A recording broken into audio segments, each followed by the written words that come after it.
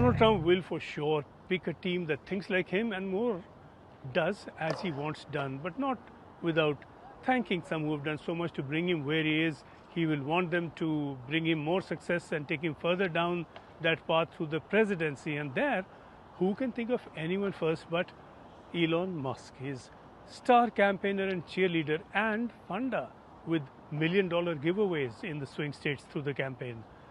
As the richest man in the world, worth about $260 billion, Musk has a way of getting listened to, and we already know who will be listening and listening out for what. He has a new job to do with the government, what he did with X, axe and chopped down to a size no one had thought possible. Accordingly, he's been given charge of what has been called the Department of Government Efficiency, an early decision there. And through that, he says he will take $2 trillion out of the government budget, that much saving. No one is forgetting that he sacked 80% of the staff of Twitter when he took over. His official brief is to make recommendations for drastic reforms. Musk must love that sort of thing. American bureaucrats are watching this space very nervously.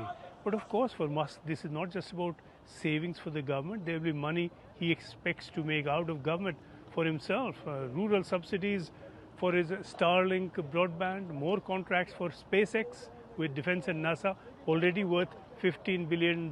He isn't the boss just of Tesla and X, and he is not joining the government to abandon his own profits. Then there is the ice baby, as Trump called her, SUSIE Wiles, his chief of staff who managed his election campaign so very successfully, who he thanked in his victory speech.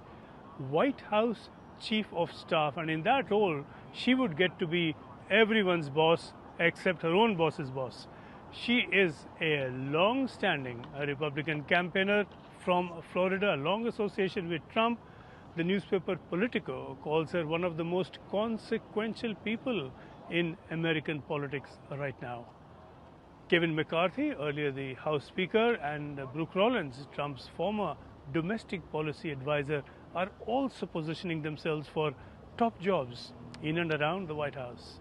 Surely the world wants to know most who the new Secretary of State will be to replace Antony Blinken. The one who clearly seems to want that job is Rick Grenell. He is the former US ambassador to Germany, and he was the acting director for national intelligence in Trump's first term. Trump has spoken of him as his envoy. But it is also just possible we could see more again, who knows, of Mike Pompeo, who was the Secretary of State earlier in the first Trump term. And just as critical for foreign policy relations as the Secretary of State is the National Security Advisor, and one of the names being floated for that position or that of the CIA director is the 44-year-old Kash Patel, Kash for Kashyap. He is a career intelligence man, a necessarily shadowy figure. He was senior advisor to the acting director of the National Intelligence Service, and then he took other sensitive posts before he was made senior director of the Counter-Terrorism Directorate, and that was a post that was created just for him. He has been an influential member of the National Security Council, a high flyer certainly, and he's taken a lead position in shaping operations against ISIS and Al-Qaeda. Tom Cotton, a senator from Arkansas, he's been seen as in the running for defense secretary. He is a military man who has served in Iraq and Afghanistan, certainly strong credentials for the job. And Mike Waltz, a former Green Beret, would also get a critical security position, also well positioned for an assignment in defense. The trade secretary will be a critical position. Trump has spoken of heavy tariffs on imports, 20% on all imports, 60% on imports from China. That's the proposal anyway. Robert Lighthizer and Peter Navarro both served in Trump's last administration. Both are in the running for that post, and both champion strong tariffs. For the Treasury, Scott Bessent is an expected contender. For chair of the Federal Reserve, it could well be Kevin Hassett, and that would be when that position falls vacant in May of next year.